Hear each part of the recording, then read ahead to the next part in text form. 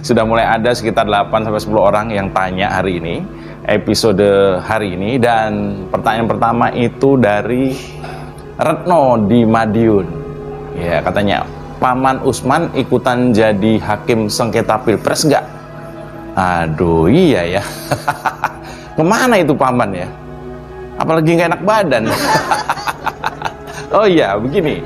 Jadi Paman nggak ikutan ada di ruang persidangan sengketa Pilpres itu karena memang undang-undang melarang ada hakim ikutan cawe-cawe kalau ada saudara yang berperkara atau diperkarakan. Kira-kira seperti itu.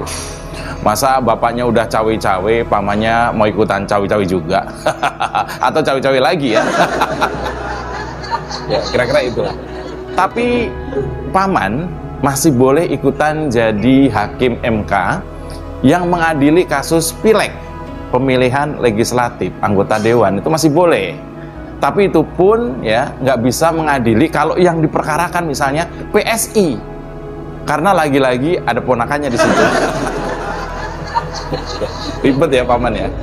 Loh, maka kemudian hakim MK yang kita lihat ikutan yang ada di TV ya, sidang itu, hakim ikutan mengawal sidang mengadili perkara, itu kan cuma ada 8 hakim MK ya kemarin ya. Meski jumlah hakim itu, hakim MK khususnya itu ada 9 orang. Paman mungkin bisa saja ikutan juga, cuman mungkin ya kita nggak tahu ya, ikutannya ada di belakang atau di bawah, di samping, kita nggak tahu. Tapi yang jelas yang ada di TV itu cuma 8 orang ya. Gimana jawabannya? Puas. Kalau nggak puas, ke belakang sama saya pasti puas.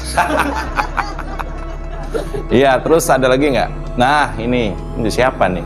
Saya kadang-kadang ngeri ya, pertanyaannya itu pinter-pinter soalnya anak-anak ini.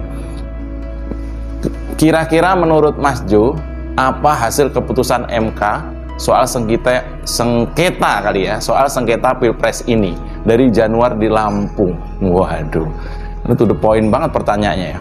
Nih kan 8 hakim MK kan masih, kabarnya saya baca tadi pagi itu masih sidang rahasia. Jadi sidang hakim itu bersidang dulu untuk menyimpulkan sebuah keputusan ya. Itu masih bersidang dan itu sidangnya sangat rahasia. Kita nggak tahu, yang lain mungkin tahu tapi kita nggak tahu. Tapi kira-kira hasilnya nih ya, kira-kira aja nih, mungkin ya, kemungkinan hasilnya itu yang pertama itu gugatannya ditolak. Jadi tuntutannya 01 ataupun 03 itu ditolak. Tapi MK cuma ngasih catatan, misalnya gitu nih. Jadi misalnya hasil dari pemeriksaan saksi dan bukti, kami menolak petitum atau permintaan atau gugatan atau tuntutan dari pihak penggugat, yaitu 01 dan 03.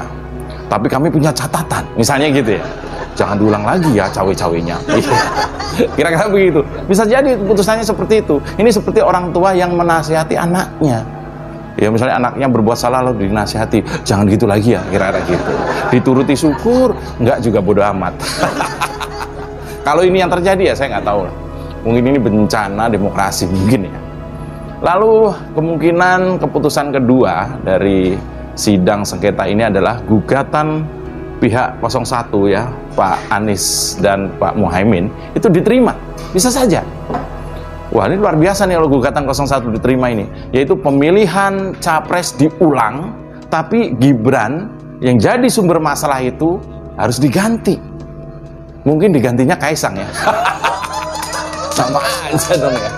Aduh gitu. Itu kan tuntutannya 01 itu. Jadi pemilu diulang, Prabowo boleh ikut lagi, tapi Gibran nggak boleh karena dialah sumber masalah.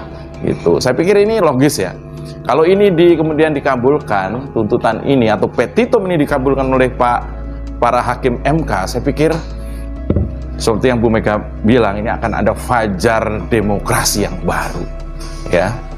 Kira-kira itu. Lalu keputusan yang ketiga, kemungkinan ini kita nebak-nebak ya.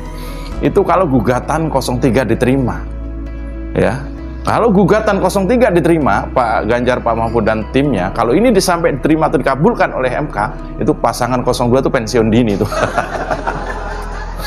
Karena gugatan tim 03 itu memang lebih jelas dan frontal. Yaitu pemilu diulang, pasangan 02 didiskualifikasi. Lu nggak boleh ikutan lagi karena lu terbukti begini, misalnya begitu. Kalau ini dikabulkan, Mahkamah Konstitusi akan kembali menjadi penjaga demokrasi. dan ngasih pelajaran berharga buat penguasa ke depan. Jangan mempermainkan demokrasi, jangan, apalagi konstitusi. Ngeri, bos. Itu kira-kira keputusannya. Lalu yang berikutnya adalah MK bisa saja kemudian memutuskan di luar isi tuntutan pihak penuntut, yaitu 01 dan 03. Bisa saja begitu.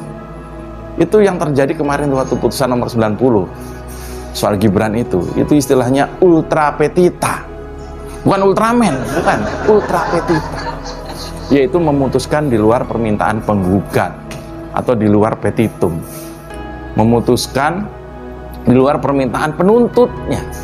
Jadi dituntutnya apa tapi diputuskannya beda.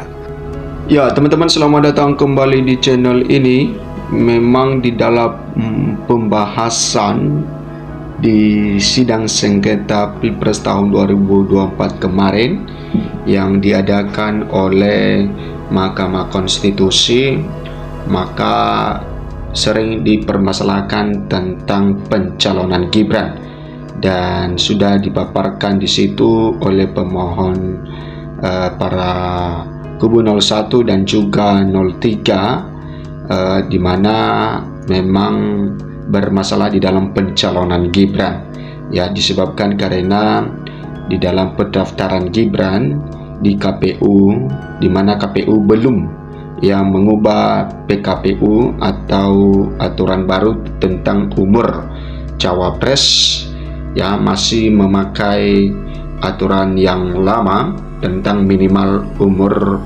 40 tahun sebagai cawapres, sedangkan Gibran pada saat mendaftar, ya, dia hanya di bawah 40 tahun, sehingga ini yang selalu dikejar oleh kubu 01 dan 03 bahwa, ya, pencalonan Gibran tidak sah, ya, cacat hukum dan tidak diterima oleh kubu 01 dan 03, sehingga ini menjadi perdebatan dan juga pembahasan di dalam Mahkamah Konstitusi. Oke, kita lihat teman-teman, mungkinkah Gibran didiskualifikasi karena DKPP putuskan KPU langgar etik? Nah, di situ juga bahwa KPU, ya, memberikan atau DKPP memberikan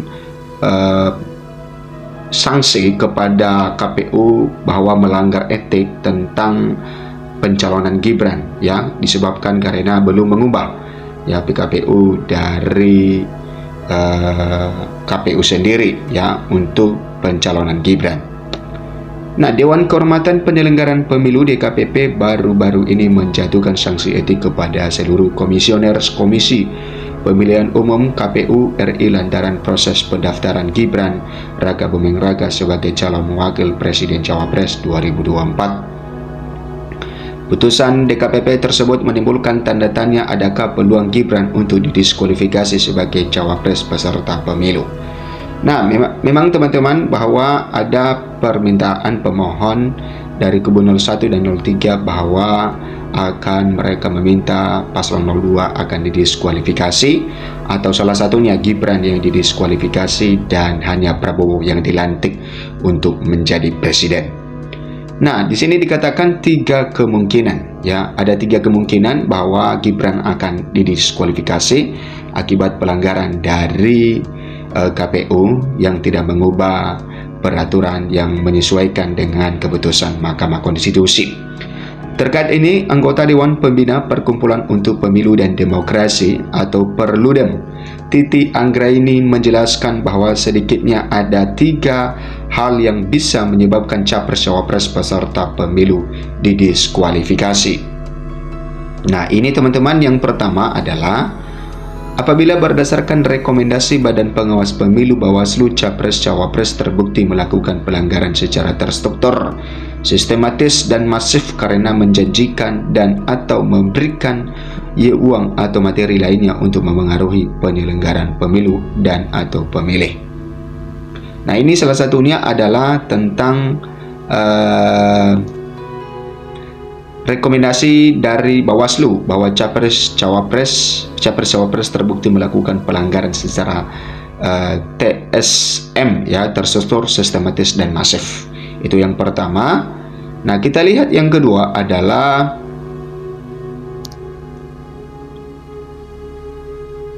di sini dikatakan teman-teman, sebelum yang kedua, capres-cawapres yang terbukti melakukan pelanggaran ini bukan hanya didiskualifikasi, tetapi juga terancam hukum pidana. Nah, ternyata bahwa ini terancam hukum pidana juga, yang diatur dalam pasal 286 Undang-Undang Nomor 7 Tahun 2017 tentang pemilu berbunyi sebagai berikut. Yang pertama adalah pasangan calon anggota DPR, DPD, DPRD provinsi, DPRD kabupaten atau kota, pelaksana kampanye dan atau tim kampanye dilarang menjanjikan dan atau memberikan uang atau materi lainnya untuk memengaruhi penyelenggaraan pemilu dan atau pemilih.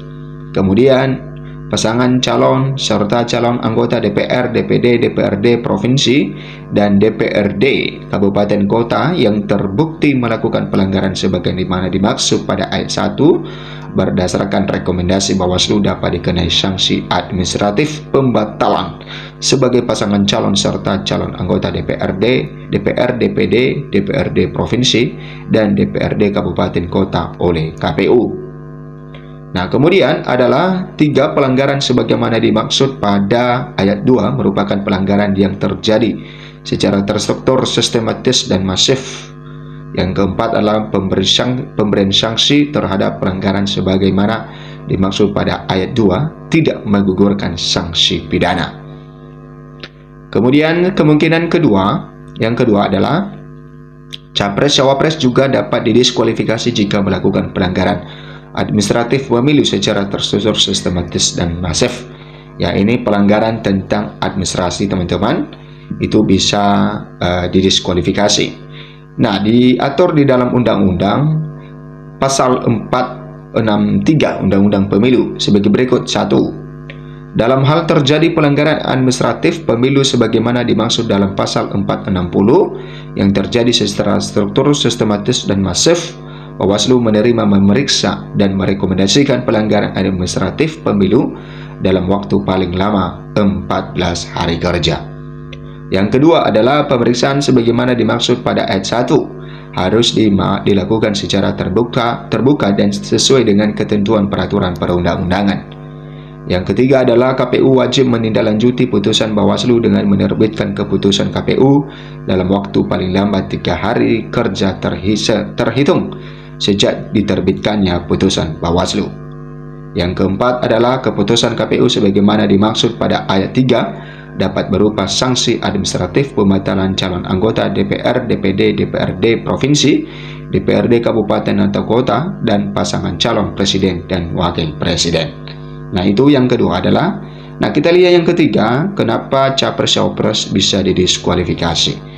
Yang ketiga adalah capres-cawapres didiskualifikasi apabila terjadi putusan Mahkamah Konstitusi terkait perselisihan hasil pemilu yang mendiskualifikasi peserta pemilu dari kemenangannya atau pesertanya di pemilu yang mengakibatkan tidak bisa ikut Pilpres putaran kedua. Nah, teman-teman, itulah sanksi-sanksi atau mendiskualifikasi pasangan calon itu disebabkan oleh yang ketiga tadi. Dan tentu ya, apakah ini semuanya sudah dijelaskan di Mahkamah Konstitusi? Nanti kita lihat bagaimana keputusan Mahkamah Konstitusi nanti di persidangan, sehingga kita bisa menerima nantinya ya keputusan dari Mahkamah Konstitusi. Nah, teman-teman, berikan komentar Anda, bagaimana pendapat Anda dengan hal ini. Sampai jumpa di video berikutnya.